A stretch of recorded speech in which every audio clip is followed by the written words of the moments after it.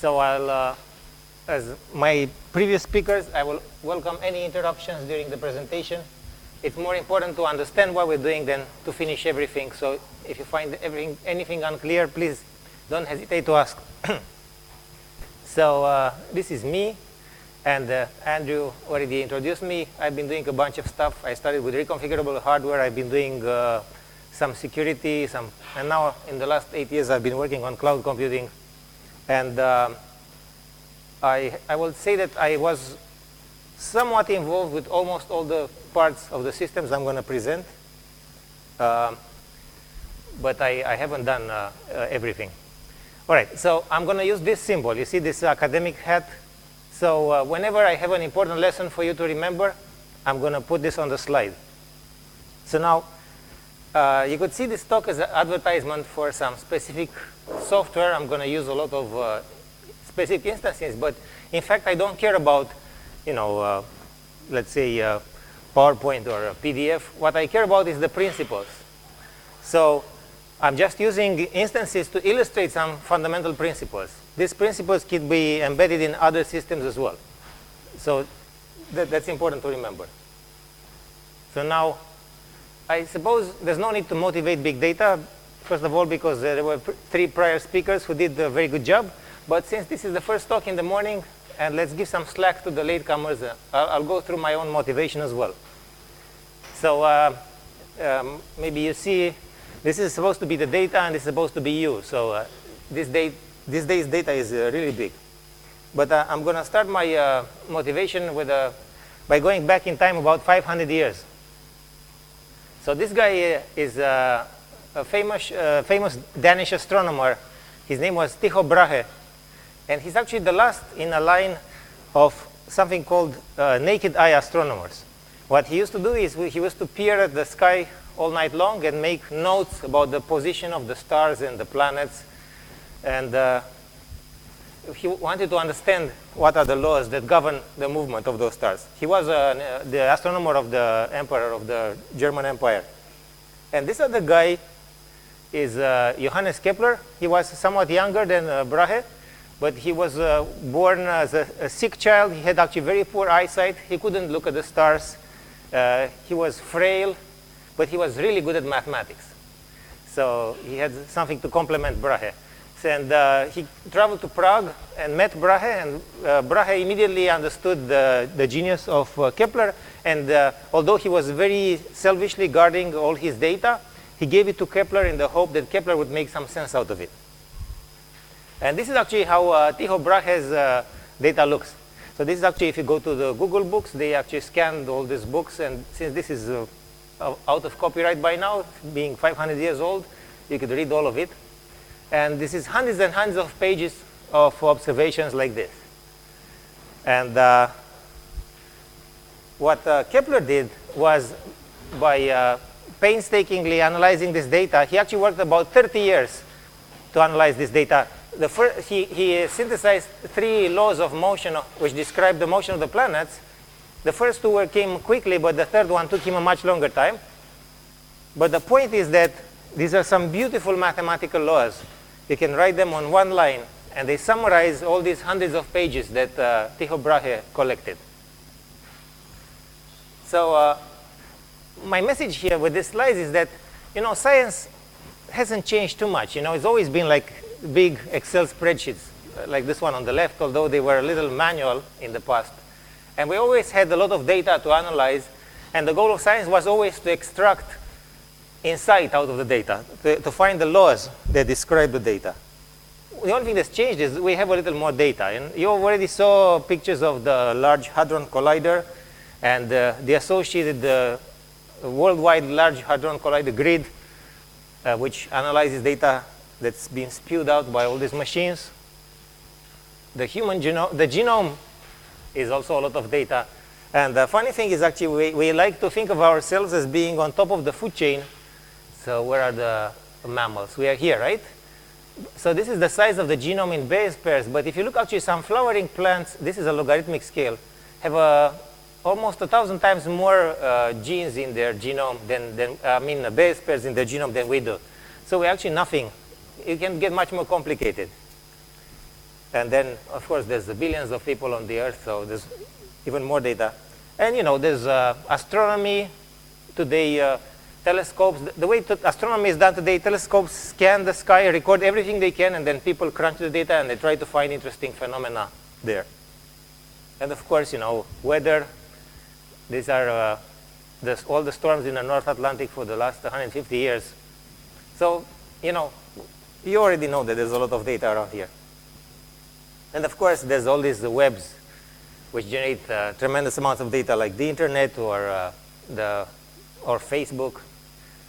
So I think I've convinced you that there's a lot of big data around to analyze and understand. So what we need actually is tools to manipulate the data. We need tools to collect the data, to preserve the data, to filter the data, to move the data, to transform the data. And the most important one is a tool which can extract insight of the data. So that's supposed to be a small, beautiful law like Kepler's laws that would be born out of all this data. So it turns out that the best tool we have today to analyze big data are big computers. So this is a big computer. There's lots of computers like that. If you've never visited the data center, I highly recommend you do. It's actually very interesting. And now, the problem I'm going to attack in this talk is how do you build and program such a big computer. So, of course, you could learn about this subject for like a few years. And I only have 2 hours today and 2 hours on Tuesday. So I'm going to simplify a lot of things. But hopefully, we'll get a good picture about how this is done. So my goal is, to enable one single person to program such a big computer as if it was a single machine, which is not an easy task anyway, but still it should be easier than programming a lot of computers. All right, so here's the plan. So normally I do this presentation bottom up. So I build the computer out of parts and by layering software. But today I'm going to start from the top. And the reason I'm going to start from the top is that I had to create a homework for you. And the only homework I could come up with requires you to know the programming language I'm going to use to program those computers. So I'm going to introduce first LINQ, which is a language for data manipulation, and then I'm going to give you a homework. And then we're going to start again from the bottom and build a software stack to program big computers. We're not going to look at any layer in this stack in too much detail, but we're going to learn a little bit about every layer. And Tuesday, I'm going to continue this process, building up. We're going to have some interactive exercises about how to think in parallel, because this is the most important thing you have to do when you program those computers. You have to think in parallel to simplify the task of programming. And then I'm going to show you one cool application of using those computers. So first of all, I'd like to know, so the audience is extremely varied in skill and education level. So could you please raise your hand if you've already used LINQ? Oh, there's a fair number of people. Well, I hope I won't bore you too much. So if you don't know LINQ, so LINQ is somewhere a cross between SQL and Lisp. Who knows SQL? All right, we're in pretty good shape. Who knows Lisp? Wow, I'm impressed. All right, well, so let's move on to LINQ first. So LINQ, spelled like that, happens to be a Microsoft product, all right? But remember, I don't care about products in particular. I don't want to sell you on LINQ or anything like that. But I had to choose an example, and I think actually LINQ is a very nice language to program parallel computers for many reasons. Hopefully, I will convince you by the end of this presentation. So what is LINQ? Is a set of extensions on top of .NET languages. So .NET is a family of languages from Microsoft. I'm going to use only C# in this presentation. Don't worry if you don't know C#. You should be able to do this homework. If you've ever programmed in Java, C# or C, you should be able to do this homework, hopefully. If you haven't programmed in any of those languages, you might have some difficulties. But hopefully, we can work out everything. So LINQ is actually a strongly typed query language, which has higher order query operators, user-defined functions, and manipulates arbitrary .NET data types. So this is a lot of keywords. I'm going to explain what they all mean one by one.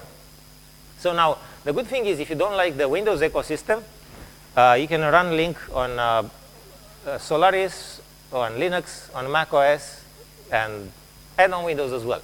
So on Windows, you can do your homework using Visual Studio. There's a free version of Visual Studio. It's called Visual Studio Express. You can download it for free. There's the link where you can find it. And on other platforms, there's this open source Mono compiler, which runs on those platforms. And there's a batch file to compile using Mono as well, the files. So it should be doable on any platform. And then, by the way, so LINQ is an inspiration for something called Java Streams, which is planned to show up in Java 8. So if you're a Java person and you don't like .NET, I think you will still find this presentation useful. All right, so now let's talk about LINQ. So LINQ is based on collections. So the central concept in LINQ is a collection. So this is a collection. For example, this is a list. So the magenta box is a collection. All the blue things inside are elements in the collection. And this is a strongly typed collection because all the elements in the collection have the same type, and the type is T. So that T in angle braces is the type of the elements. And then what is a collection? A collection in .NET is really something you can iterate on. So it has a cursor which can move from left to right and can give you the current element. That's really how you define a collection. But we are going to not even need that much. All right, and all our collections are strongly typed. When we compile our program, we know the type of the elements in the collection. And the collections are generic. They can work for any type. See, so this can be any type T that you can write in your programming language. So this is where this LINQ is different from SQL. SQL supports a limited number of data types. In LINQ, although the queries you can write are very similar to SQL, you can support arbitrary data types. They can be extremely complicated. They can be hash tables, they can be files, they can be streams, they can be B trees, they can be absolutely anything you can write in C#, you can put in a collection. All right, so now briefly, LINQ extends .NET with queries. So let's look. This is a very simple .NET program, and it has 3 elements. So these 2 are collections. We start with an input collection, and we have a result, which is the output collection. So far, so good, right? Now, the other thing we have is regular functions. Technically, they are methods called in C# because C# is an object-oriented language, and I didn't show the classes where those methods belong, but let's just call them functions. Okay, so you have functions that manipulate arbitrary data types. Now, you have collections and functions in all other languages. What you have new in LINQ is this thing at the bottom, which is called a query. So the green thing is a query.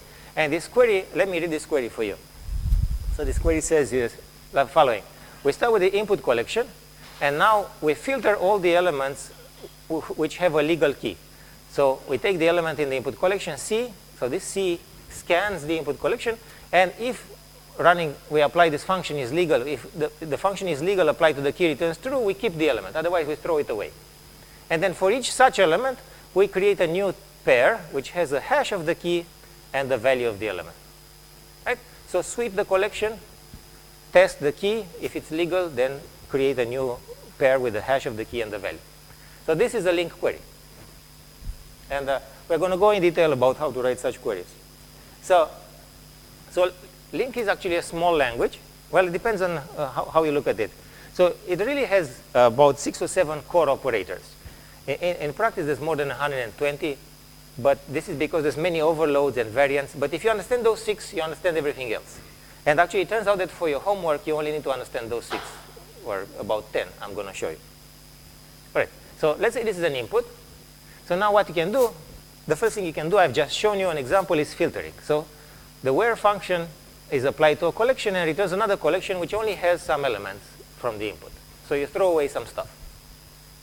Pretty good so far, right? Now, the other function, the core function, which you've seen on the previous slide, is this select function, which is funny because all other programming languages call this function map. But in LINQ, it's called select. So the map in MapReduce is like this select, really. So what select does is transforms each element. So each element in the input collection is transformed by an arbitrary function to some other element. So you get, from the blue data, you get some green data. You apply a function from blue to green, and you get a collection of green things. Then the next thing you have is group by. So group by actually is a funny operator because it creates collections of collections. So what it does, it puts all the elements that are alike together. So for example, see, in reality, there's 3 shades of blue: light blue, medium blue, and dark blue.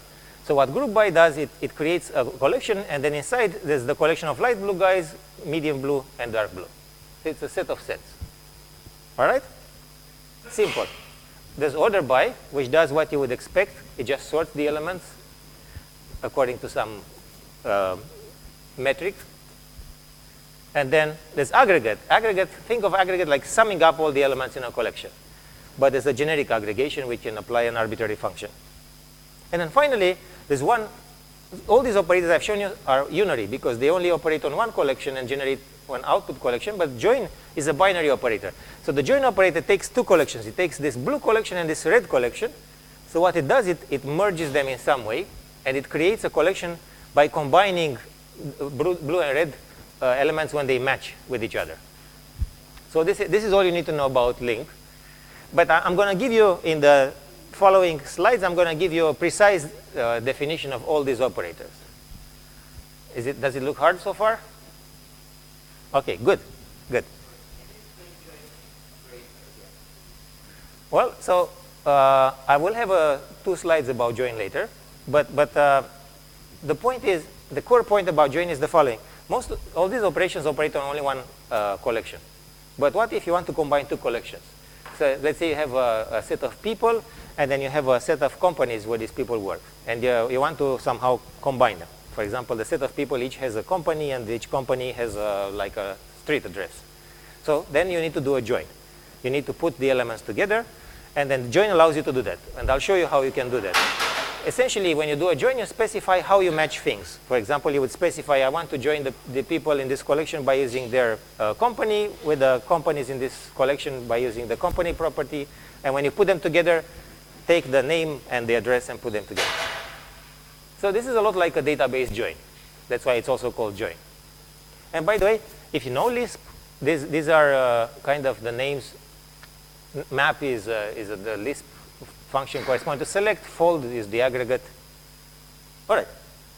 So now, LINQ is actually a beautiful language. It has a lot of features, but I'm not going to talk about most of them. So I will only discuss as much LINQ as you need to understand the homework and the rest of the presentation. Because to spoil the surprise, it turns out that we have a compiler which compiles LINQ to a cluster. So it's very nice and easy to program a cluster using LINQ.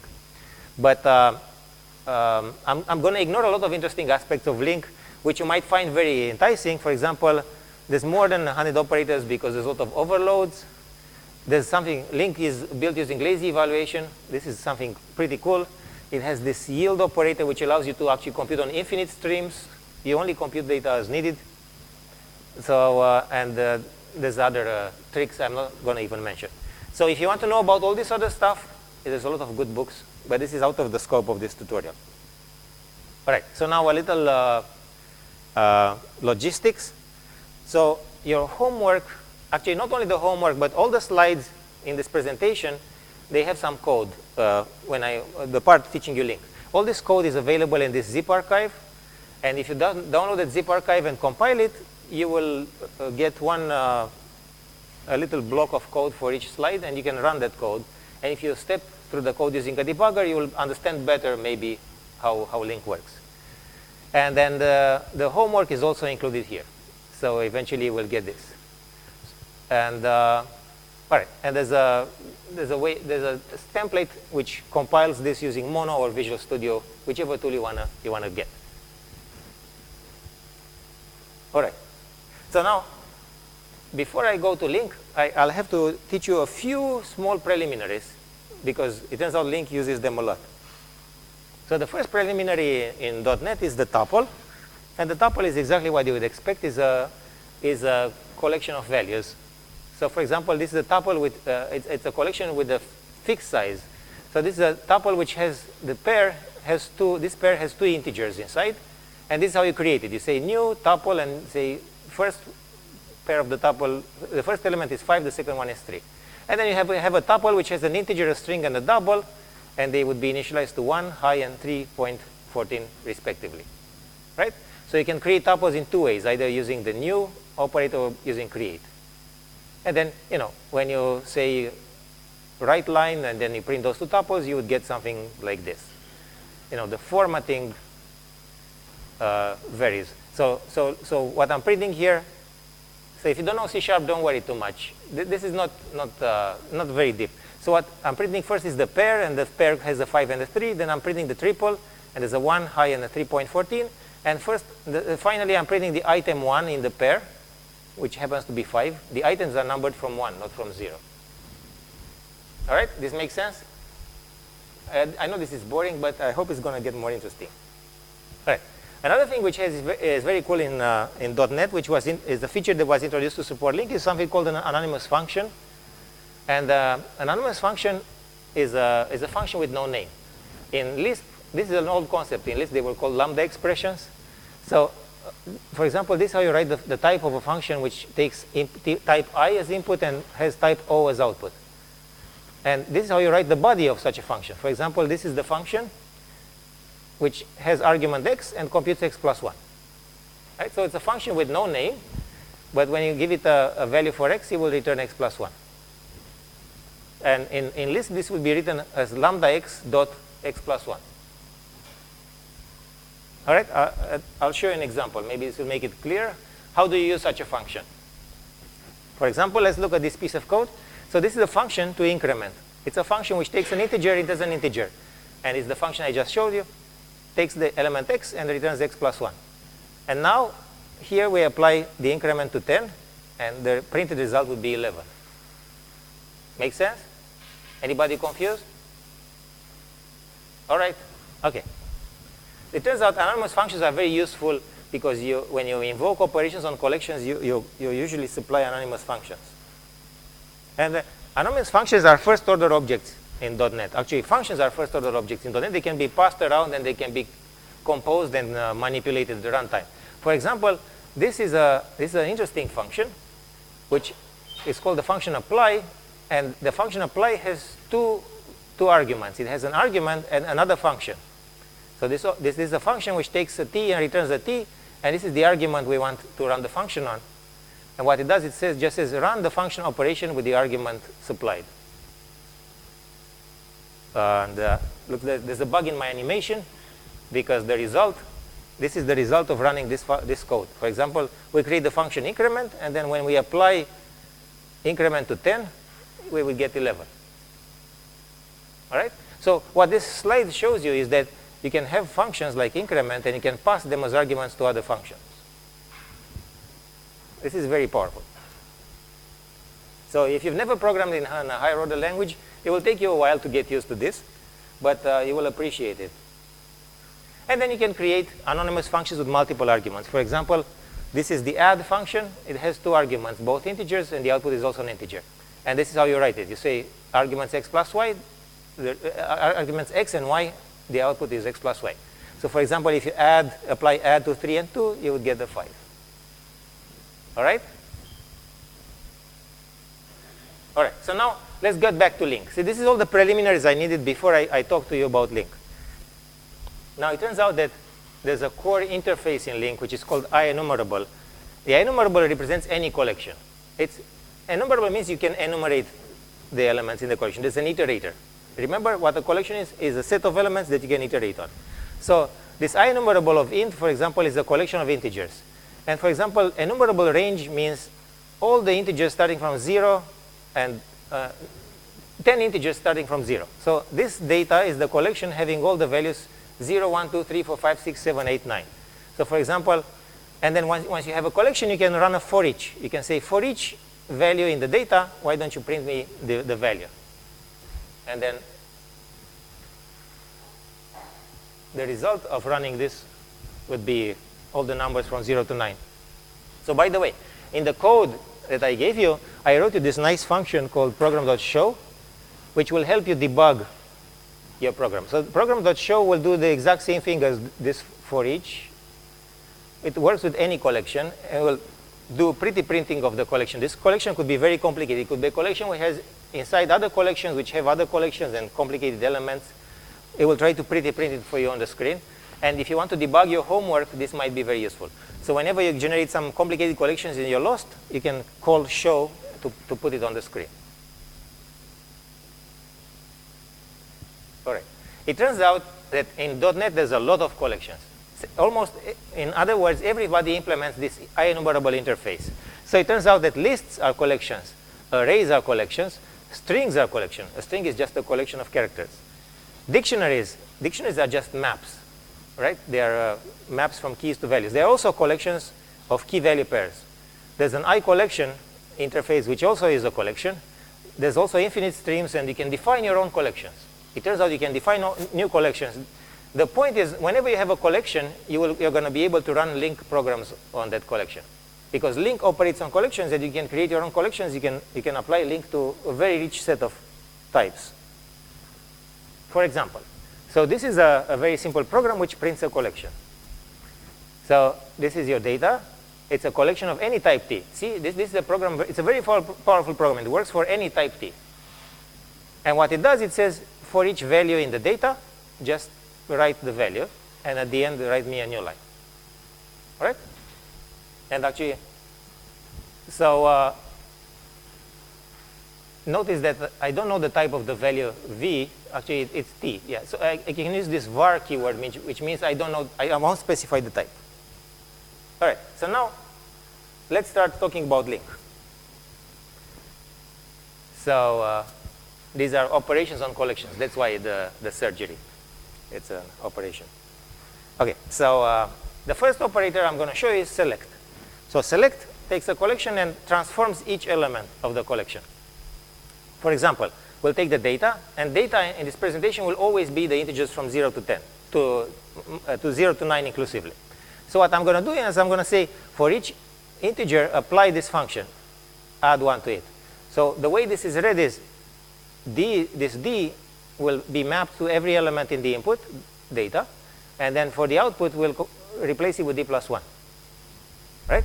So when you apply this,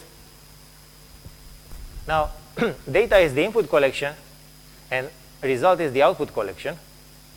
So select is applied to a collection and generates a collection. And as I mentioned, select is usually called map. So this is how it works, right? If this is your input collection, we apply the transformation to every element, and then we generate an output element.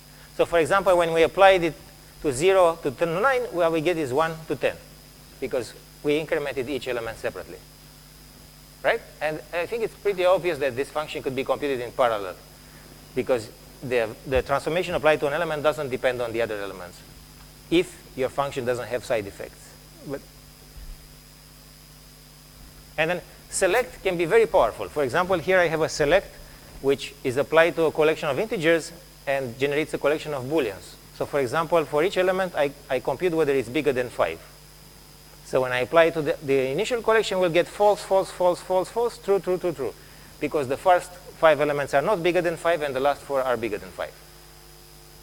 All right?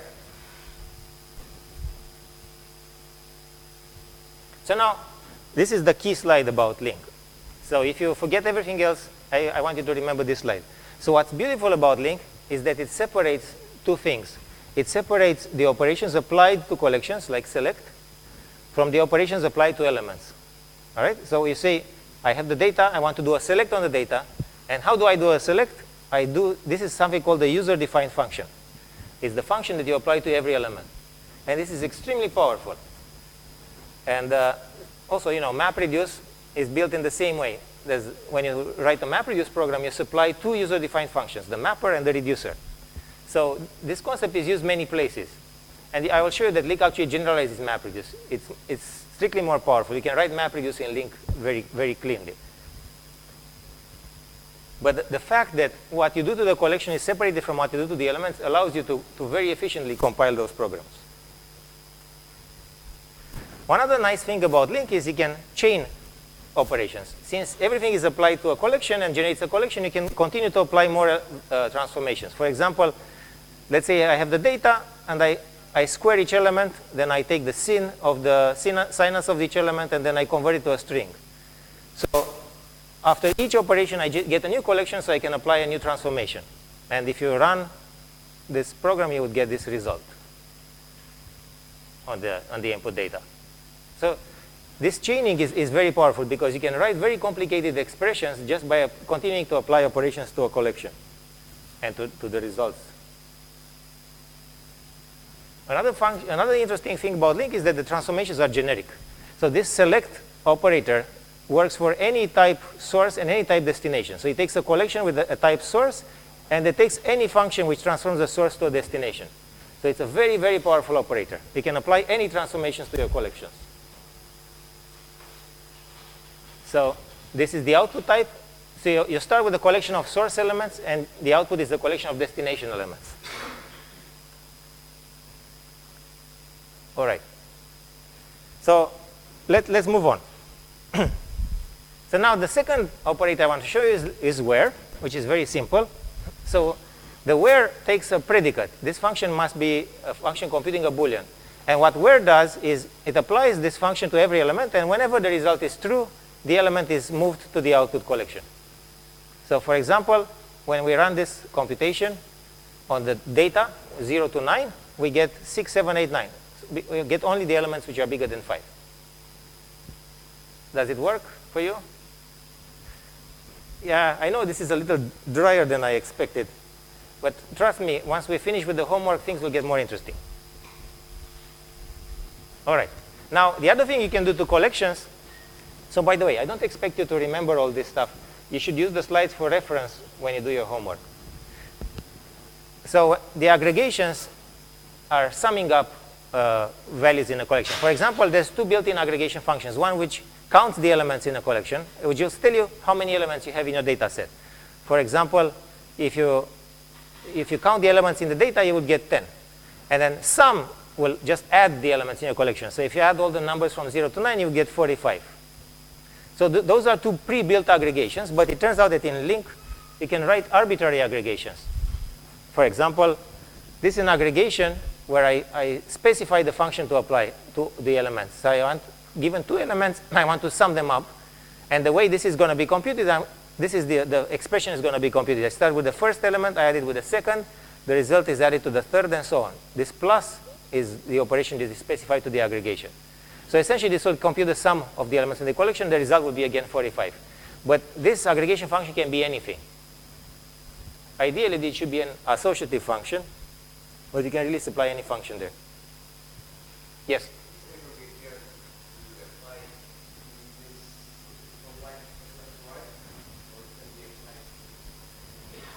All right, so the question is, how is this function applied? Is it applied from left to right? Yes. So the LINQ specification says you start from the left. All collections have an iterator which gives you the first, the second, and you start from the left to right. However, if this function is associative, then you can start computing it in the middle, and you can move those parentheses around. No, the compiler doesn't check. Yeah.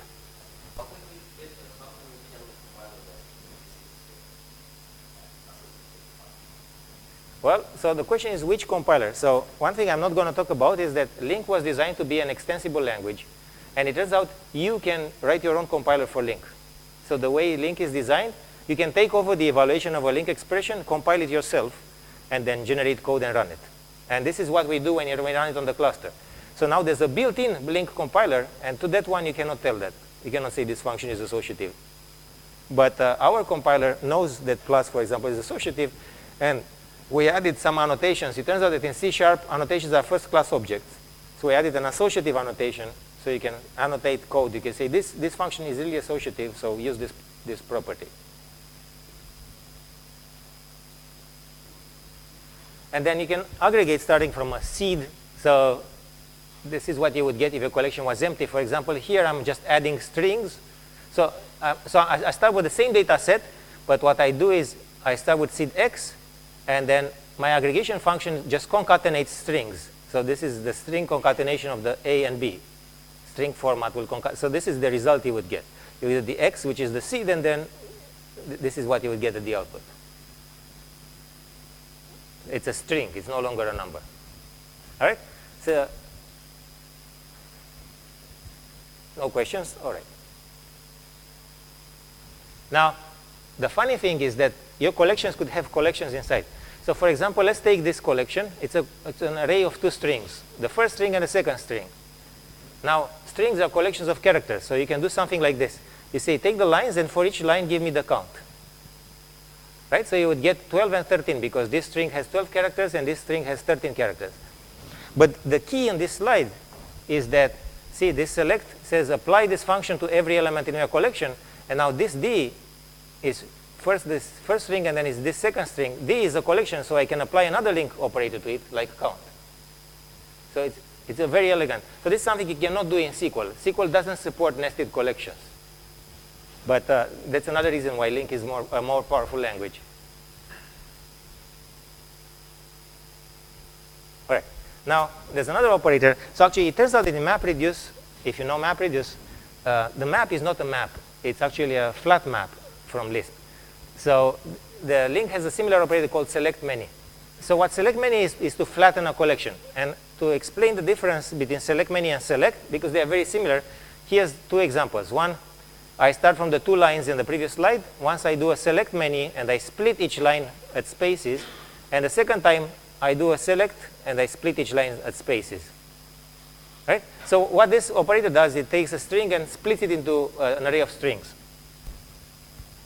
So now, let me show you the output of this. So this is the same code as on the previous slide. So now, when you do a select, what you get is an array of arrays, or actually a collection of collections, because each string will be split into 2 strings. See, the first string is split into first string, the second one is split into the second string, two words, and you get a collection of 2 collections. And when you do select many, you get 1 collection which has all the strings next to each other. The collections are no longer nested. All right? Any questions about this?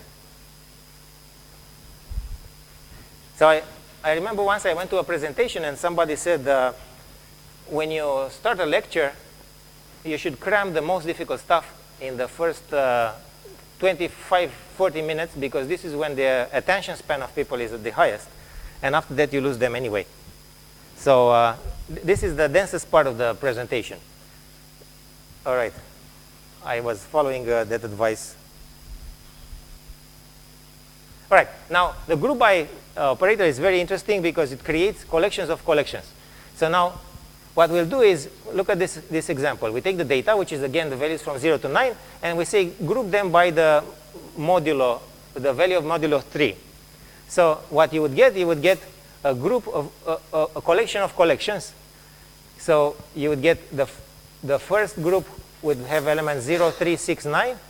The second one would have 1, 4, 7, and the third one would have 2, 5, 8. So you would get this collection. It's a collection with three values inside. Each of them is a group. These are all the elements that have key 0, that modulo 3 have the result 0. These are all the elements that have the key 1, and these are all the elements that have the key 2. So this function is the so-called key function. It says, how do you put elements together? Group by will put all the elements that have the same key together. Or if you want a picture, if you remember, these shades, these blue values actually have different shades, so all the values that have the same shade will be put in the same group. So what you get is a collection, and then inside this other collections which have elements with the same key together. And actually, what is the result of a group by? It's something called an I grouping. So an I grouping is a collection, but which also has a key. So you can do the following operation. You can say group the elements by their modulo value, and then for each group, give me the key. So these values in this group by, they have a property called key. So this will give you all the keys in your data set, which are 0, 1, and 2. The keys are the results of taking the values modulo 3.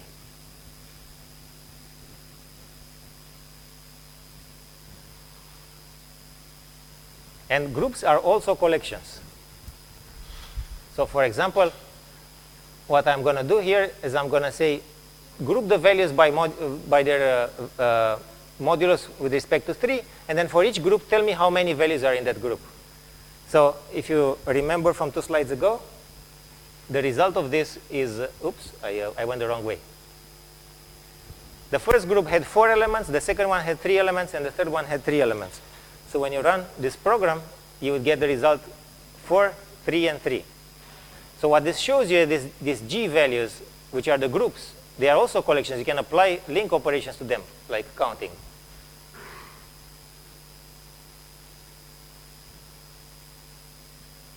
All right. And now, sorting. How is sorting done? Well, there's this order by operator, and then when you sort values, you can specify an arbitrary key function, which should produce values that can be compared with each other. And once you have this key function, the elements will be sorted according to this key. For example, if I take these words and I sort them by length, I will get this collection. They are 5, 6, 6, and 6 characters each. The order is unspecified if the keys are the same. No, it's not specified to be stable. So the question is if the sorting is stable. The sorting is stable if given when two keys are the same, they will be kept in the same order as the input collection. Right? That's the specification of a stable sort. I don't think that the LINQ specifications require it to be stable. At least the distributed implementation I'm going to show you later definitely is not stable.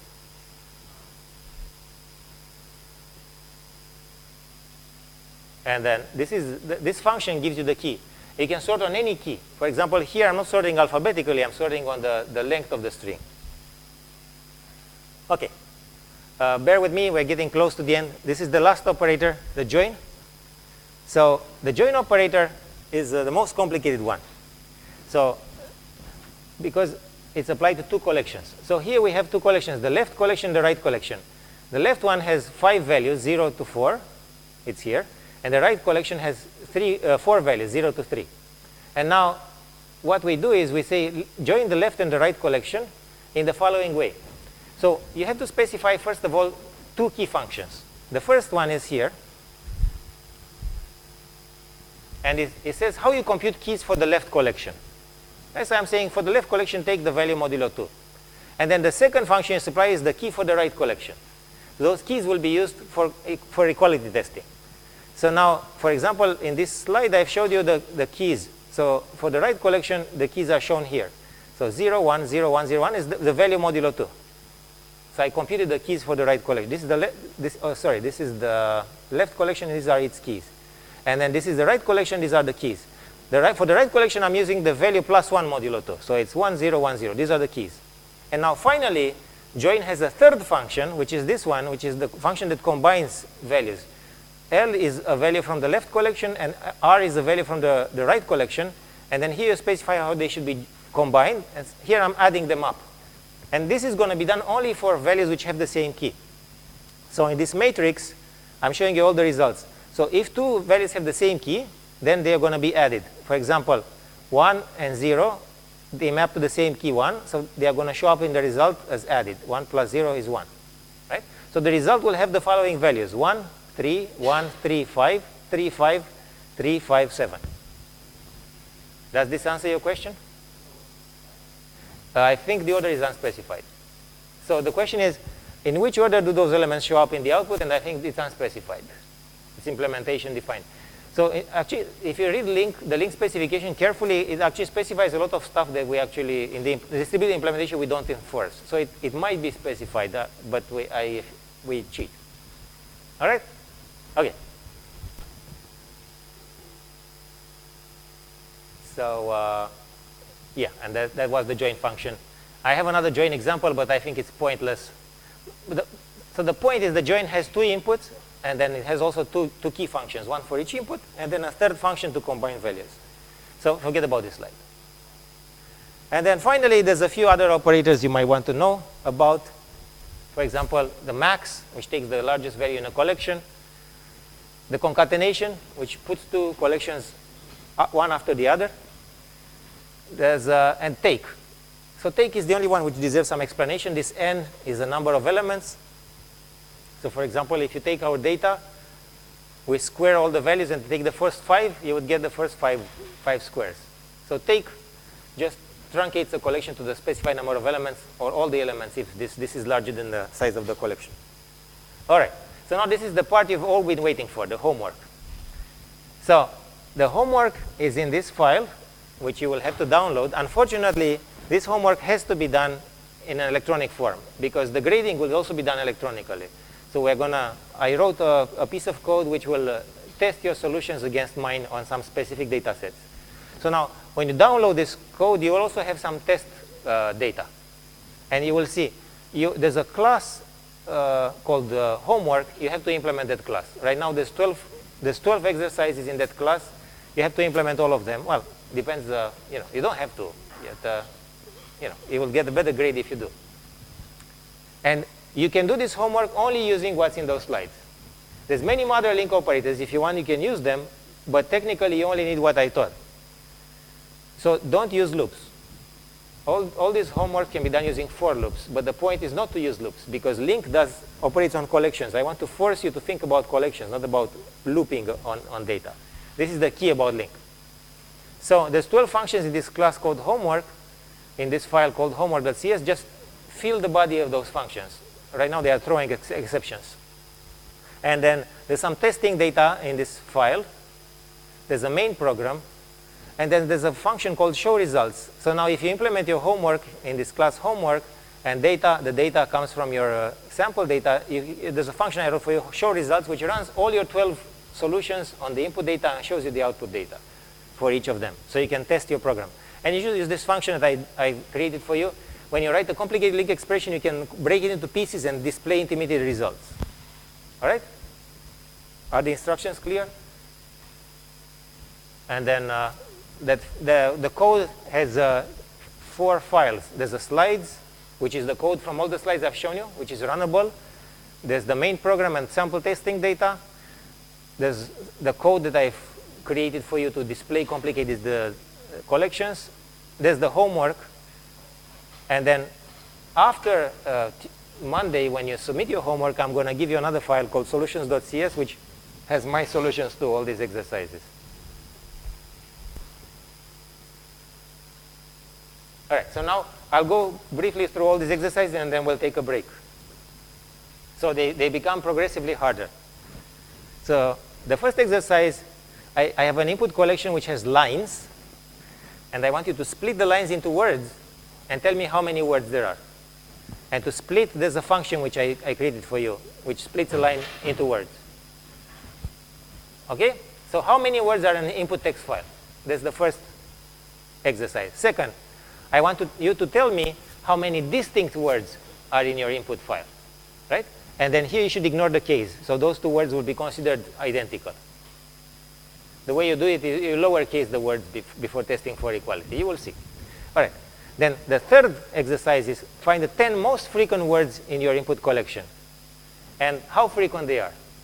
Okay, again, ignore the case. Actually, for problems 2 to 5, you should ignore the uppercase and lowercase. The words are the same. And so, by the way, all these can be written in 2 lines of LINQ. So 2 or 3 lines of LINQ. Only the last few problems require more than that. So the solutions are quite simple. All right. Now, from each line of text, I want you to extract all the vowels. Right? These are the vowels. This is all English-centric. I apologize. I don't know the vowels in Russian. And ignoring the case again. So you will have a text. Actually, the test data is a Hamlet quotation. And for each line, I want you to show all the vowels on that line. Now, the fifth problem, I give you a list of words and the input collection. Find how many times each word shows up in the input collection. And it turns out, if a word doesn't show up, it's okay not to show 0. This makes the problem easier. 6 is given two collections. I want you to print the Cartesian product. So pair up all the elements from the 2 collections, all the possible pairs. This is 1 line of LINQ. The 7th one becomes interesting. This is just to show you that you can do more complicated stuff in LINQ. So given a matrix, I want you to find the largest element on each row. So the matrix will be given as a collection of rows, and each row is a collection of values. So it's a list of lists. This is also 2 lines of LINQ. Right? Now, the 8th one is computation of sparse matrices. So a sparse matrix will be a collection of triples, and that each triple is x, y, and value. I want you to transpose the matrix. So it's given by column, row, and value, a list of triples. You have to generate another matrix, which is another sparse matrix in the same format, which is the transpose of the input. Essentially, you will swap the column and the row. And we start, the indices of the elements will start at 0. The ninth problem is, given two sparse matrices, I want you to add them up.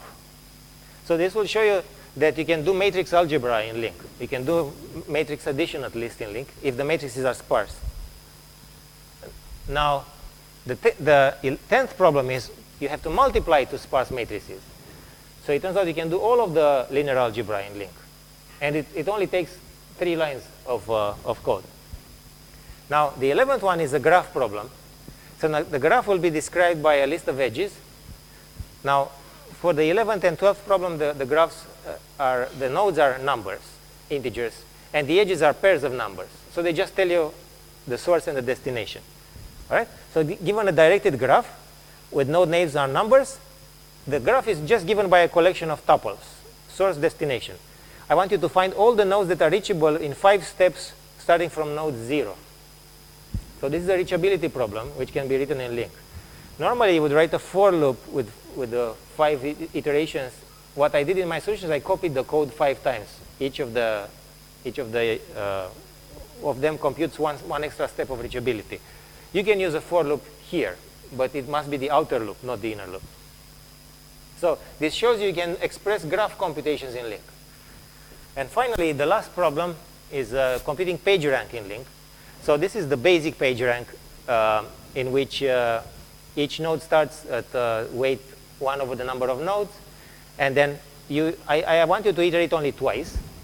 And then this is the equation which updates the weight of a node. So we have a directed graph. Just run 2 iterations of PageRank in LINQ, in which you update the weights of the nodes after each iteration according to this formula. I think that if you read this carefully, it should be self-describing, and there's a very good description of PageRank on Wikipedia as well, if this is not good enough. So the point of this homework is to show you that although LINQ, I've shown you about 10 operators, which are, if you think about it, are not that complicated. One is transforms values, the other one aggregates values, the other one groups values, there's one which joins values, there's one which filters values, and I think that's roughly what all they do. You can express a surprising variety of computations in using those operators. You can do text manipulation, you can do matrix computations, and then you can do graph computations in LINQ. So it's a very, very powerful language. That's the goal of this homework. All right. So now this would move now into the next part of my presentation, which is called crunching big data. I think, and we're late for the break. So let's take a 10-minute break, and then, so it's 10 minutes, right? We started 5 after 30. This is the beginning. All right, so I'm very surprised to see all of you come back after this dreadful first hour with the LINQ. Hopefully now things will get a little more entertaining.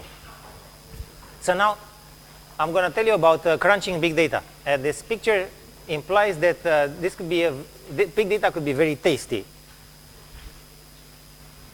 So I'm going to describe to you, so there's many ways, big data is a very rich subject, and there's many ways you could crunch big data, and I'm going to focus myself in one particular point of the space, and I'm not showing even all the possible coordinates, but just to make it clear, because there's many other ways you could attack this problem. So first of all, what we want to do, we are optimizing, we are here, this is us. I'm going to describe a software stack which addresses this problem, and we sit in this corner. So you could optimize for latency. That means give answers very quickly. For example, a search engine. When you type a query, you want the result immediately back. You don't want to wait for it. Or you could optimize for throughput, which means you can compute a lot of results, but you don't have to be as fast. So we are going to build a batch processing engine together. Also, it could be data parallel or shared memory. The shared memory systems tend to be, for example, transaction processing or high-performance computing systems like supercomputers. We are in the data parallel camp, which means we are going to help the computer more. In particular, we're going to use LINQ, which is a very nice parallel language, as I'm going to convince you. And then this is going to make the job of writing parallel programs much easier. And finally, there's the grid, which runs on the internet. but what we want is a data center. We want a very high-speed network connecting the machines. We're going to move data quickly between machines. So we are in this corner of the space. There's a lot of interesting stuff to be said about all the other points in this space. And of course, there's many other coordinates you could consider, but I chose, this is what I worked on, this is what I'm going to talk about. And what I'm going to do, I'm going to start from the bottom up, and I'm going to tell you just very few details about each software layer. And what we're going to do, we're going to start with bare machines, just regular machines. They happen to run in Windows, but all the principles would apply no matter what this operating system is. And then the first thing, I'm going to put a layer which helps you to deploy software in those machines. So management is very important. When you have lots of machines, it's very important. You know, probably if you go, you know, if you have relatives, they say, you know, my computer is broken, can you help me fix it? You know how tedious this is, you know, to go around and fix everybody's machine? Well, imagine you have 100,000 machines and you have to fix them. It's much harder. So unless you automate it, you have no hope. And then we're going to make a cluster out of those machines. The deployment makes sure the machines are running, but the cluster assigns services to the machines and then puts them into a coherent whole. Now, on top of the cluster, we're going to build a storage system which uses collectively all the disks in all the machines to store data. So now this will allow us to build a huge file system. We can store files which have petabytes each. Then on top of that, we're going to build a distributed execution engine. This engine will allow us to run programs on multiple machines as if they are on a single machine. And finally, we're going to put a language layer, and I already spoiled the surprise. This language is going to be LINQ. So we're going to compile LINQ to run on this infrastructure. And finally, I'm going to show you on Tuesday one application we wrote, which is a pretty sexy application, I can say, at least that's my biased point of view, which runs on top of this stack. So we're going to go bottom up. And then the key is we're going to build higher level abstractions. So we start with raw machines, and they become smarter and smarter. By adding each software layer, these machines will transform into a virtual machine which has more and more capabilities. So now, there's actually a lot of work in this area. So if you take just data parallel computation, you could argue that the databases have done it 25 years ago. There's a lot of work in parallel databases, and they span these layers. I only show 3 layers here: storage, execution, language. And parallel databases, they're very successful products. They scale very well. You know, there's a DB2 parallel edition, there's Oracle RAC, there's a very large number of startups which were bought recently by various companies. So, but what they do is they actually tend to be monolithic in the sense that the interfaces between layers are not exposed to the outside. So I think one of the big things that Google did when they published in 2004 the MapReduce paper is they actually cut this interface here between storage and computation, and they exposed it. So now they can switch the computation, the storage engine, and they can also switch the storage engine. Now MapReduce, I suppose many of you are familiar with MapReduce. Can I get another vote? Who knows about MapReduce? Okay, good. So MapReduce, I think, makes a mistake, which is that it spans both language and execution. This cut here is not clear. And then one of the themes of this talk is that you have to define the right interfaces. So if when you build your system, you define those APIs correctly, then your system becomes suddenly much, much more powerful. So by mixing language with execution, in MapReduce, you can only write a map or a file by a reducer. Then this ties your hands unnecessarily.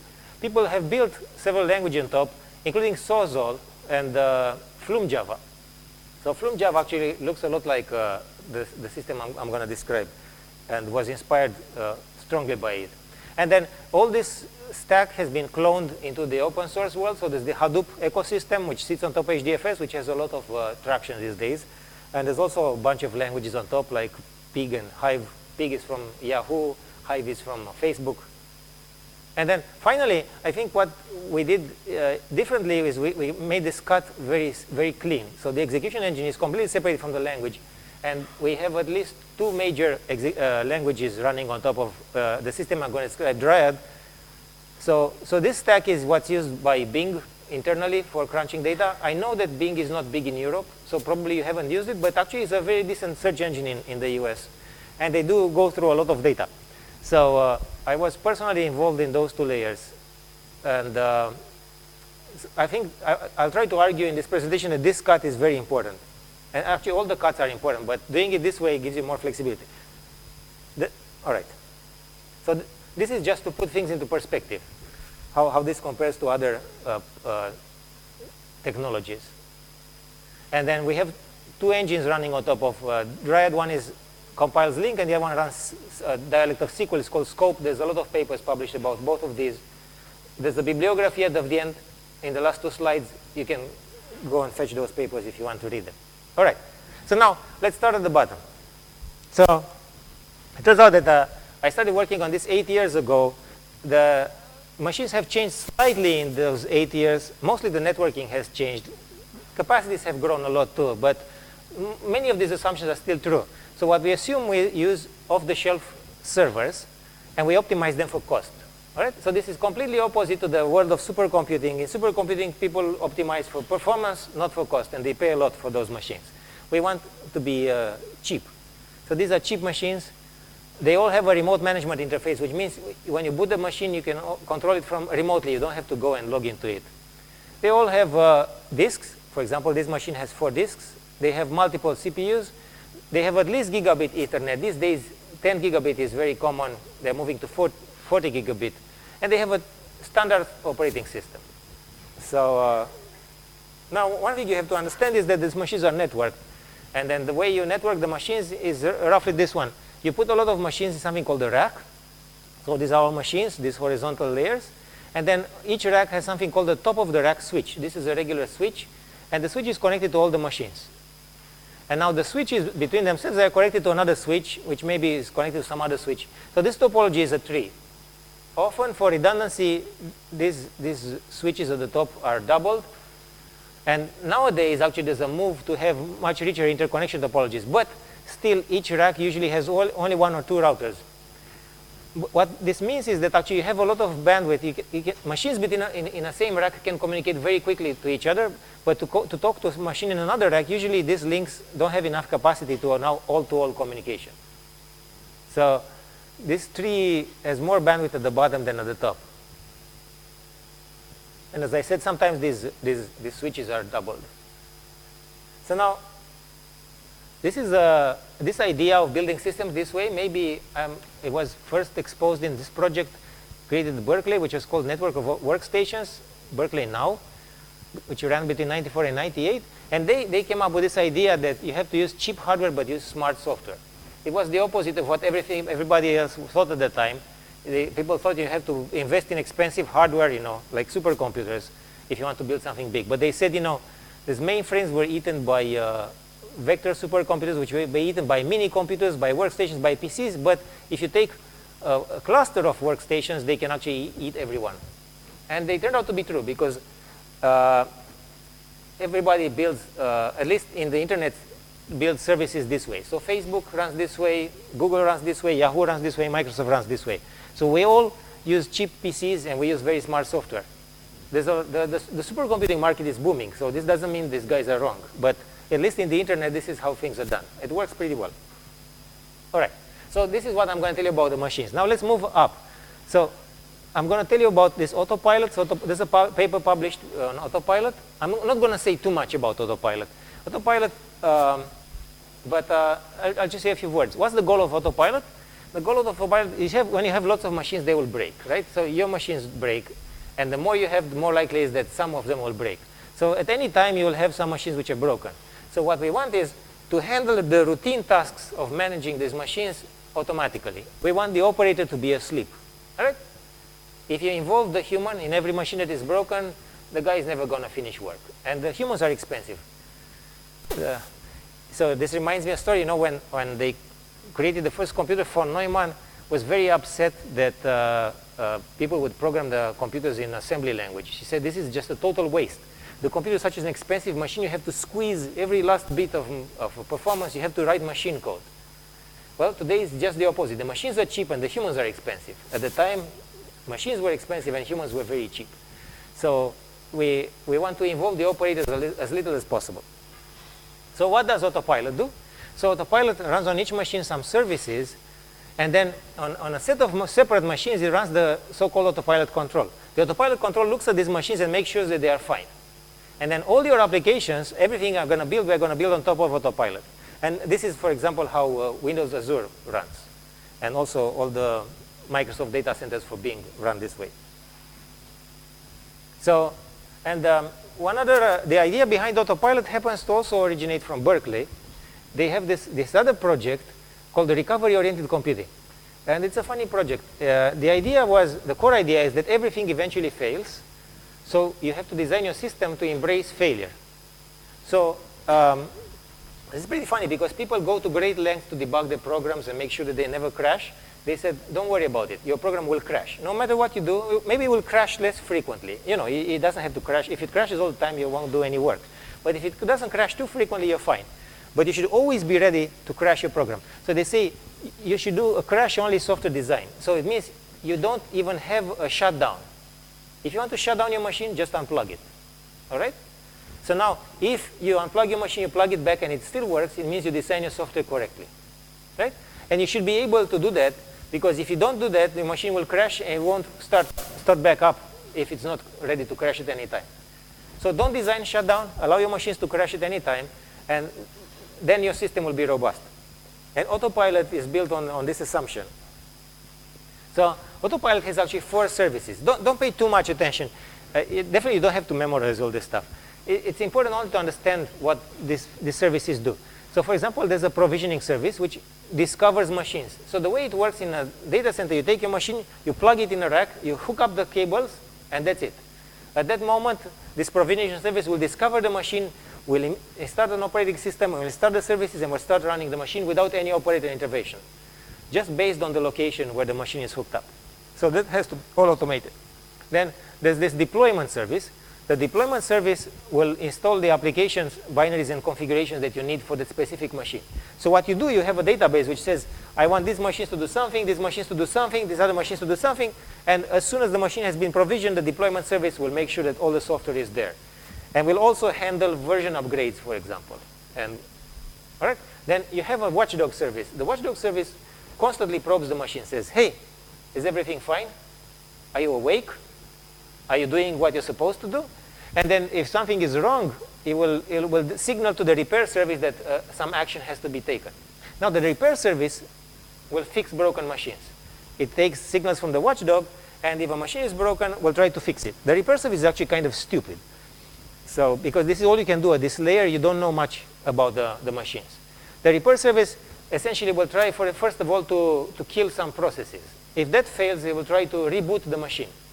If that doesn't bring the machine back up, it will try to wipe out the machine and install a new operating system. And so these procedures are where the crash-only design shows up. This guy assumes that the machine to be repaired can be crashed at any time, and it should start back up correctly. And of course, there's tools to collect data and visualize who's doing what and so on. And then the key is this device manager is a database, and this database has the truth about what you want to do with each machine. And that's the key. So now, this comes to a very interesting point, which is that there's a lot of state in those systems. There's the state on each machine, what each machine is doing, and then there's this metadata, which says what you want your system to be achieving.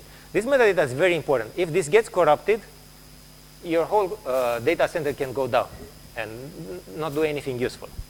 So this state, you have to take a lot of care on how you manage it. So usually you centralize it, you put it in one place, but also replicate it. So you make copies of it. If you want to survive a machine failure, the only solution is to keep the same information on multiple machines. And then you have to keep it very consistent. You don't want a part of your cluster to think that it should be doing something, and the other part of the cluster to think that the same part is doing something else. They have to agree. That's called consistency. Now, these other services, it turns out they are distributed and they can themselves crash. And they have a weekly consistent view of the system. They don't talk to the device manager too often. They talk every once in a while. You know, if you plug a machine and it doesn't start running for 5 minutes, it's not the end of the world. So these guys, you don't have to take as much care about building them. And the state is distributed. These guys have to work everywhere. So now, this is actually this is a very complicated subject, the problem of distributed state. Once you have state, let's take a very simple case. You have some state and you want to make a copy of it. Just a few variables, and you want to copy them on a different machine. The question is, when you update the state, how do you make sure that the two will give the same answer? For example, you make queries to the two copies of the state, will you get the same answer or not? So this is the problem of consistency, and there's many PhDs written about it. And it's a very, very hard problem. And there's a lot of answers about how you should solve this. This is something called the consistency model. Is a contract between what happens when you ask a query and the result you get. Like, for example, if I make some updates and I ask a query here or here, will I get the same result or not? And if not, what's the difference? What is allowed? And there's a lot of work in this subject. But one thing you should know is that essentially there's not too many solutions that are acceptable. So for example, if you want centralized replicated control, there's essentially one solution out there, which is called Paxos. So if you want, so this is an important lesson to remember. If you want state, which is very important for you, you keep it centralized. The state should fit on a single machine. That means centralized. And then you make copies of it because that machine could go down. How do you do this? Well, it turns out people have worked on this problem for 25 years and they couldn't solve it until this Paxos paper. This is the paper that showed how you should do the things correctly. So this is the first paper that provably solves this problem end-to-end correctly. How you have state on multiple machines, and the state is always correct, although these machines might go up and down at any time. As long as the majority of the machines are up, this protocol will keep the state consistent. And then there's a variant of Paxos. Actually, it's a variant which does the same thing. It's called Zookeeper, which is an open source alternative. But both Microsoft and Google, they run heavily on Paxos. So this is what they use to replicate and keep state consistent.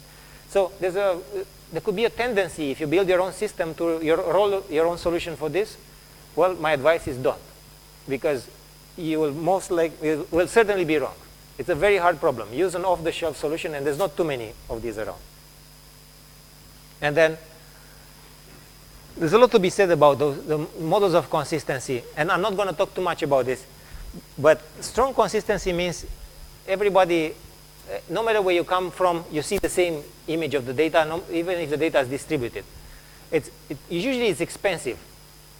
What will happen is updates or reads will be, something has to be slower if you want to be consistent. And it's very hard to do it right. But for the people using a service which is strong consistency, it's very easy. It allows you to write applications easily. Because it looks like a simple system. Whereas on weak consistency, you can make systems work more often and perform faster. On the other hand, they are very hard to use correctly. So it's so for example, let's say I make a change to this slide and I describe it to you. Somebody who is not at this lecture and reads these slides will have a different view of this data. So they will think, I taught you something else. That's an inconsistent view of the world. Whenever you have replicated state which can be changed, which is not read-only, this can arise. And that person will have to download a new version of the slides to figure out what I told you. And then they will become consistent. That's a weak consistency model. All right. So what we've done so far is we started with a set of raw machines, and by using this autopilot deployment service, we built some self-healing machines. So now what we have a cluster of machines which never break. This is the vision we have.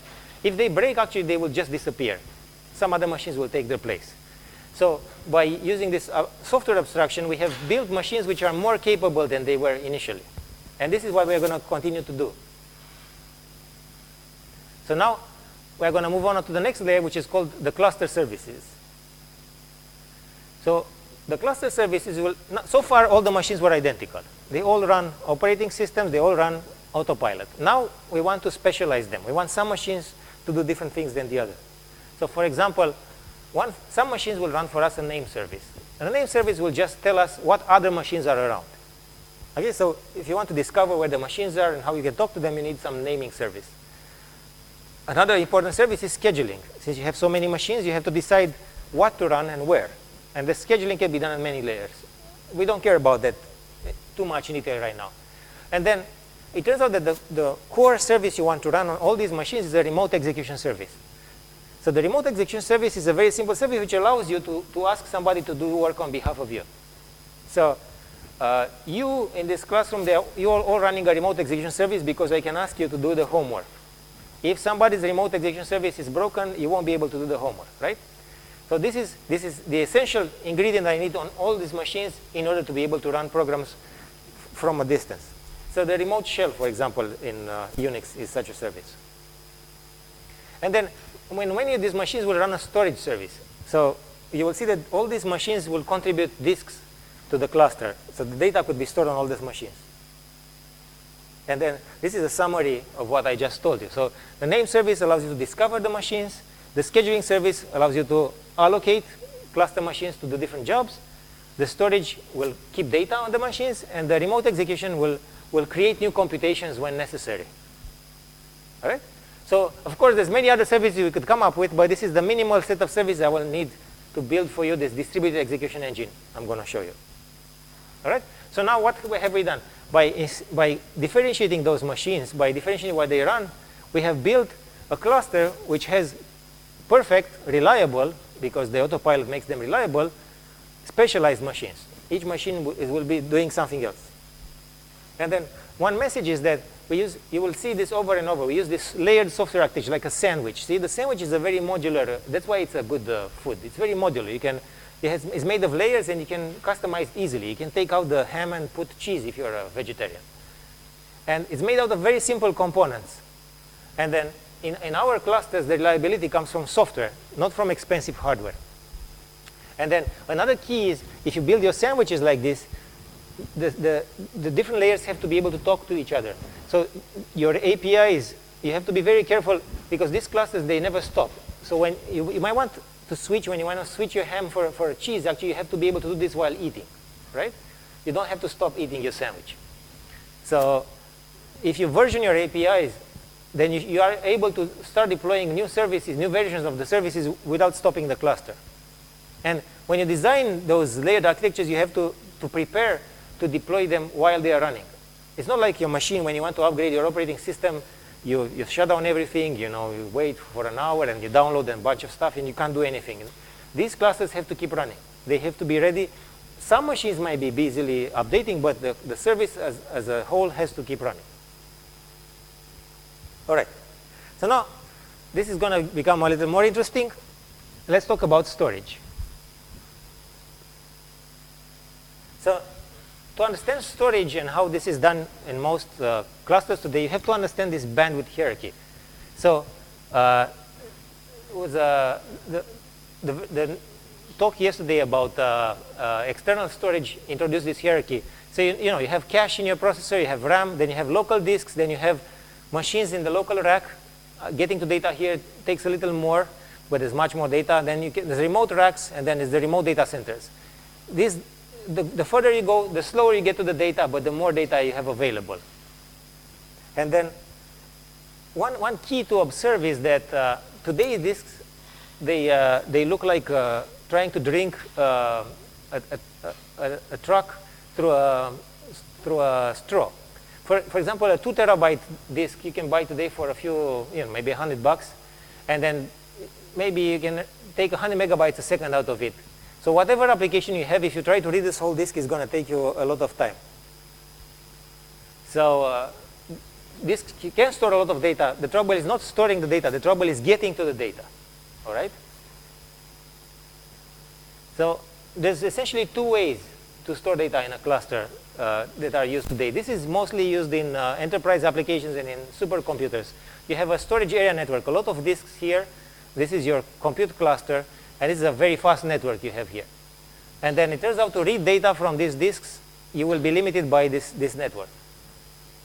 Now, the alternate idea we're going to use in our system is to use something called JBOD, or just a bunch of disks.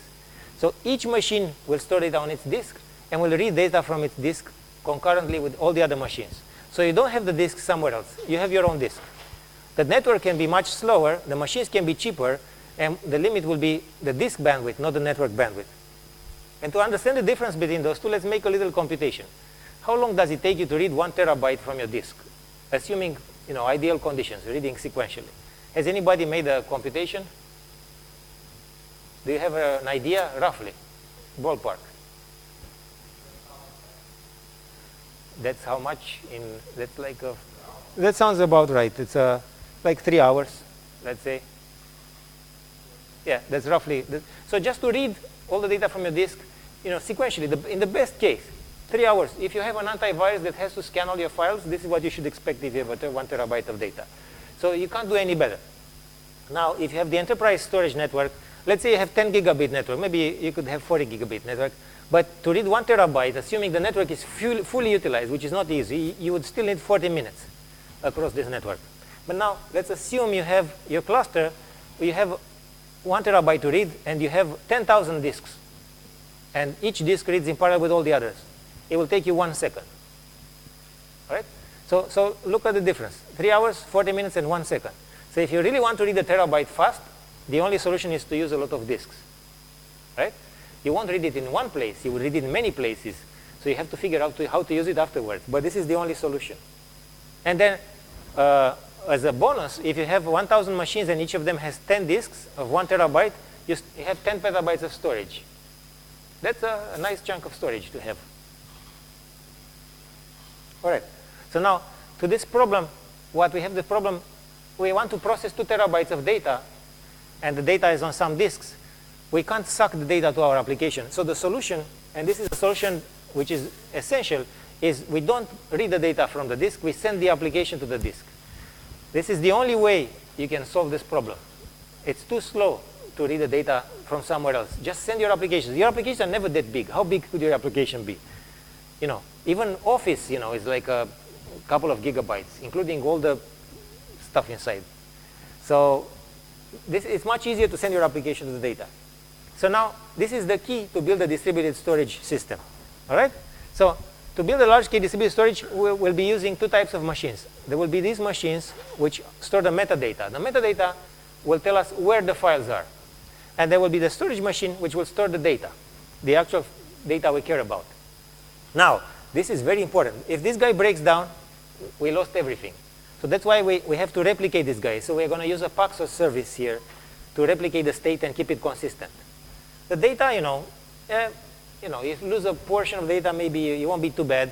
But I'll show you a solution for that too. OK, so now our files in the cluster will be split into pieces. So this is file F. And file F will have 2 pieces. One is on this machine, and one is on this machine. And the metadata will tell us if you want file F, you have to read from this machine and from this machine. Right? That's what the metadata tells you, where the file is. And then, because the cluster machines could fail, what we'll do is we'll replicate the data in the cluster as well. So we'll keep 2 copies of piece 0, and we'll keep 2 copies on piece 1, and we'll make sure they are on different machines. The likelihood of those 2 machines to fail at the same time is much lower. And you can triplicate if you want, or you can use other encoding schemes.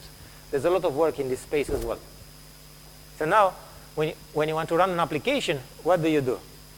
So let's say this is my application that wants to access this data.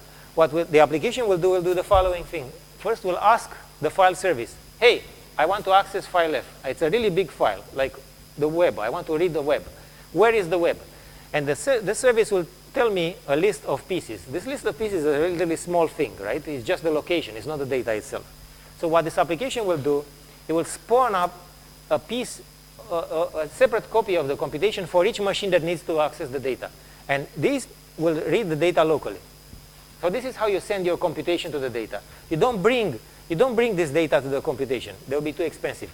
You send computation to the data, and the computation accesses the data locally. This is much faster. That's how you can read a terabyte in 1 second, or even faster if you have more machines. Does it make sense? So this is the principle. This is the fundamental principle behind all these distributed storage layers. For example, the Google file system runs this way. The Cosmos file system that is used by Microsoft runs this way. This is how the Hadoop file system runs. The core idea, storage is distributed, and your metadata tells you where the storage is, and your application goes and reads the data where the data is. This is something, by the way, that the supercomputing people can't always do, because in a supercomputer, not all machines have disks. Usually, they optimize for core density. They have many more cores, and there's maybe sometimes just a subset of the cores have disks attached. So it's a much harder problem for them. All right. So what we have built so far, we have built a cluster which has a set of reliable machines which perform useful services, and they also have a global file system. So the same way now your Windows or Mac or Linux machine has a file system where you have files with names that you can read and access and modify. Now we have a file system that spans the whole cluster. You can do this reliably on 10,000, 20,000, 30,000 machines, by building the architecture I just described. So you have a big file system which can store really, really big files. You can have a file which has the whole web. It just works. So this is what we have now. So now we have data, but we can't compute on it. So the next layer will be about computing on distributed data.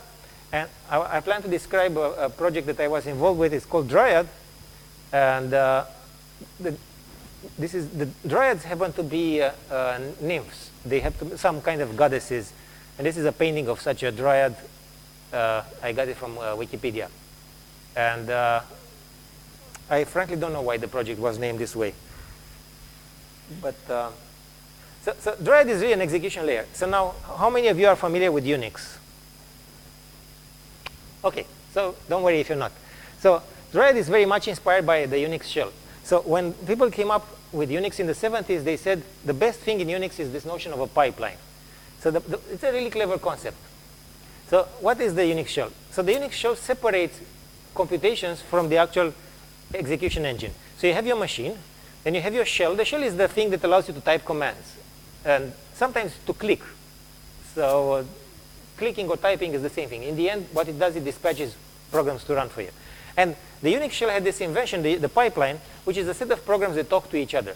So now the beauty of the shell is that the shell can create pipelines and run them without understanding what's in the pipeline. So that's the beauty of it. There's a convention on how to do this, and the shell doesn't need to understand the pipeline. So this is similar. What we've done, we've expanded this to a cluster. So you have, instead of a machine, you have a cluster. Now, instead of the shell, we have this Dryad. Dryad is like a shell spanning a cluster. And now on top, we have applications. Dryad doesn't understand. These applications can be anything. We are not married to them. We can launch them, run them, shut them down without understanding what's inside of them. This is exactly how the shell runs. So to be more concrete, so there's a bug in my animation here. Ignore the disk at the bottom. So for example, this is a Unix pipeline, which runs 5 programs. And this vertical sign is the pipe sign. And this means the grep program runs first and it sends data to the sed. The sed sends data to the sort. This sends to the awk and this to Perl. Don't worry, it doesn't matter what these programs are doing. The point is that the way this is created is the following. We have a disk which has the input data.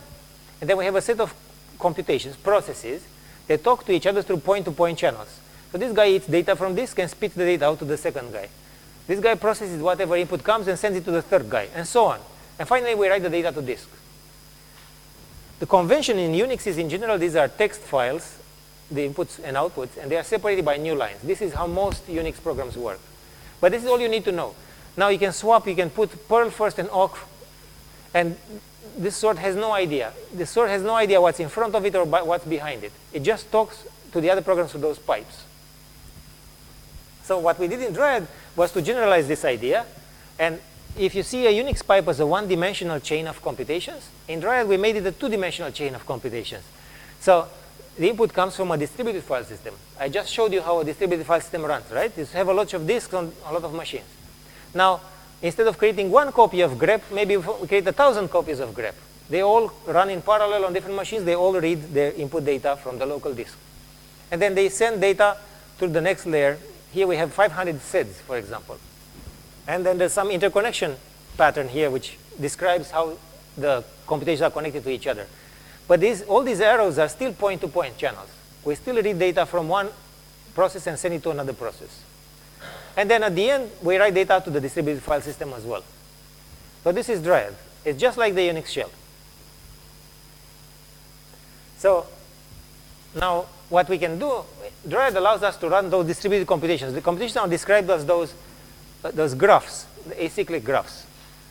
And they are really virtualized in 3 dimensions. So the way the computations will run is the following. We specify this is the computation we want to run. For example, we could, let's say, filter some data, then we sort it, maybe aggregate it, and some stuff. So now let's say our cluster only has 2 machines available. So what we will do is those machines will crawl over the computation graph. The graph is much larger than the number of machines you have. For example, this graph could have 1 million nodes, but you only have 1,000 machines in your cluster. So we start to run in topological order from beginning to end. And once we're done, we keep running of the machines over the data forward, making progress, right? So we crawl the machines over the computation. So this is really a virtualized pipeline. It's not a real pipeline. It's virtualized in several dimensions. First of all, it's a two-dimensional. It has this horizontal dimension, this vertical dimension. Second, it runs on multiple machines simultaneously, unlike Unix. And it's also virtualized because we don't have to run everything at the same time. It looks like we have infinite resources, but we have many fewer than necessary. Is it clear how this works? All right. So now, just to introduce some terminology, this graph, this computation graph, has something called vertices. They're just computations. And then we call these connections channels. And then computations are very frequently organized in stages. For example, all these sorts, they form a stage. A stage means they all do the same thing, but on different parts of the data. Finally, these are the output and input files, which are distributed.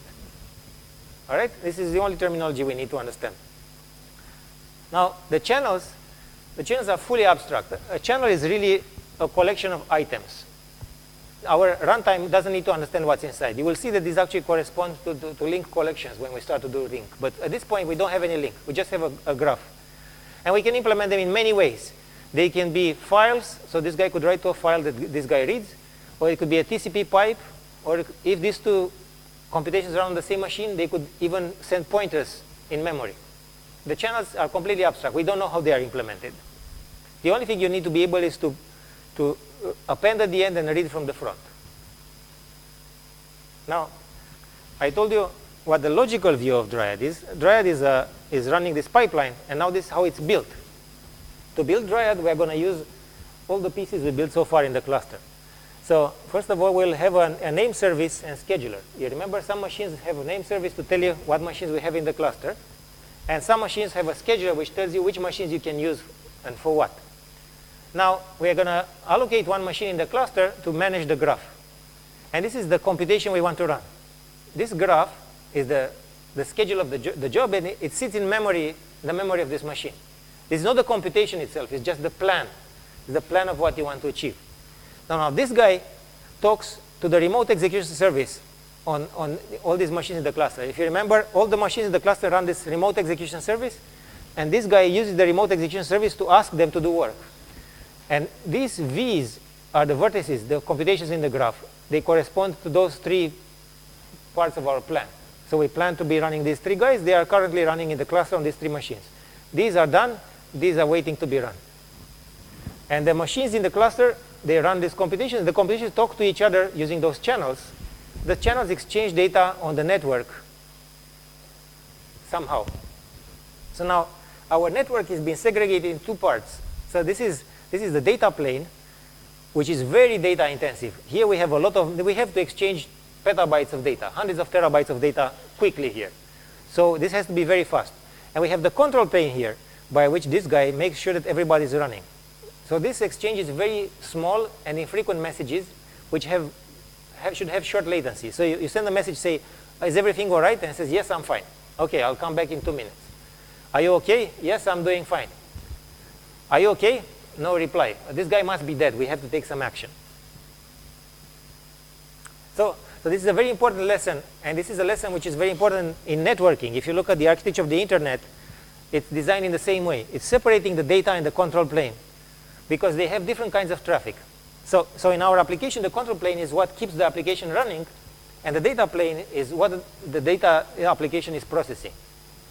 And they have very different needs. So the data plane is bulk data transmission and can be pipeline. You can keep sending data while it's being produced. You don't have to have all the data simultaneously in one place. The control plane is almost interactive. You need to know what's going on.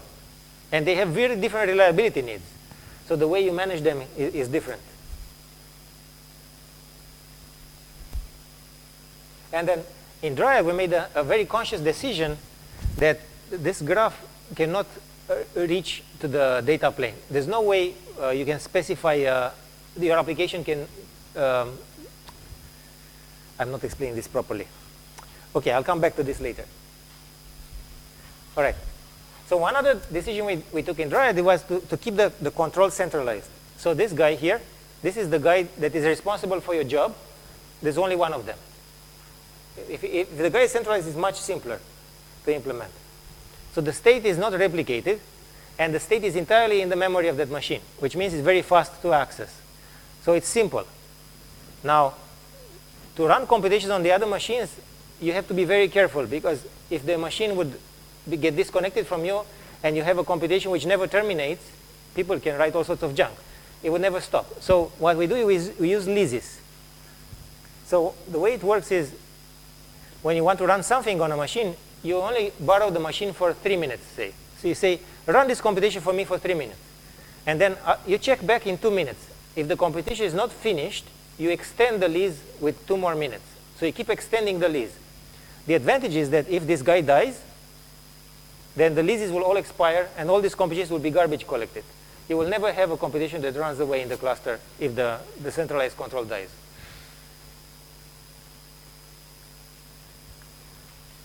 That's why if the manager crashes, the whole job will crash, but at least you won't host the cluster and block it to be used for anyone else. And then how does this run? Step by step. You, the user, will type a program here. Now, the program will upload, you build the program will upload the code for the graph manager to one machine in the cluster. The machine in the cluster will start the graph manager, or the job manager. This one will ask the cluster, what machines do I have? Give me some machines, I need to run something. You get back a list of machines, then you generate the graph. You generate the plan. This is what I need to run, this is where I'm going to run it.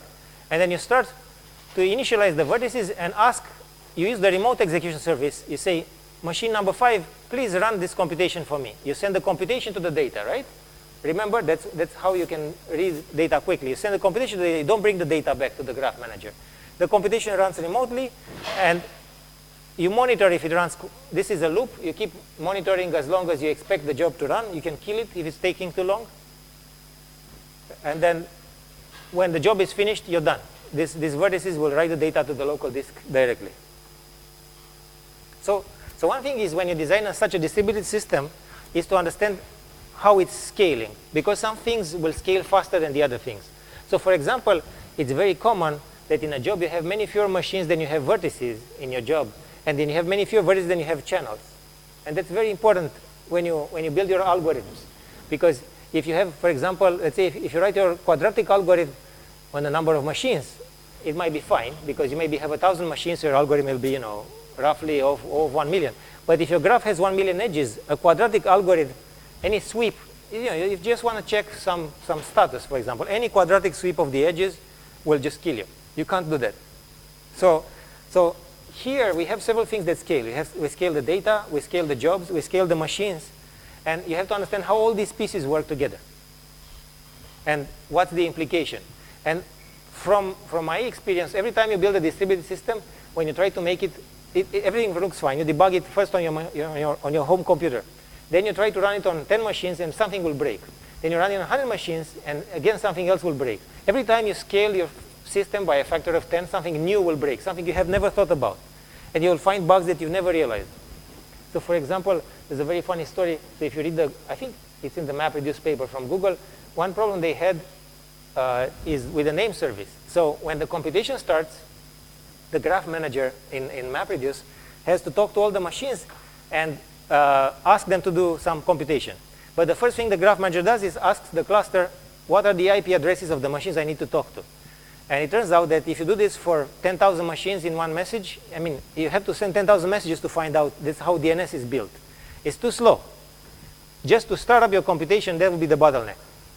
And I didn't even manage to talk about the name service. So the name service could be your bottleneck.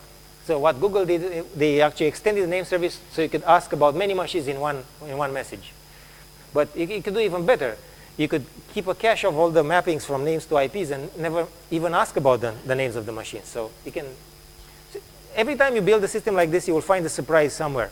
So some component you took for granted will break for you. All right. So, and the thing that will break most often is the machines themselves. So you have to be ready for that. So all these execution engines, including MapReduce and Dryad, they are fault tolerant. And how does fault tolerance work? Well, let's say we have this graph. running, and let's say this machine breaks. Now, if this machine broke, what we do is we just run the same computation on some other machine. Now, there's another type of failure that could happen, is that a channel could break. Now, if a channel breaks, what we do is we move back in the computation. We rerun the computation that produced the data. A channel could break, it means you can't reach the data. The data has been successfully produced, but you can't read it. Maybe the disk is dead, maybe the network is dead. So you backtrack, and you move one stage earlier.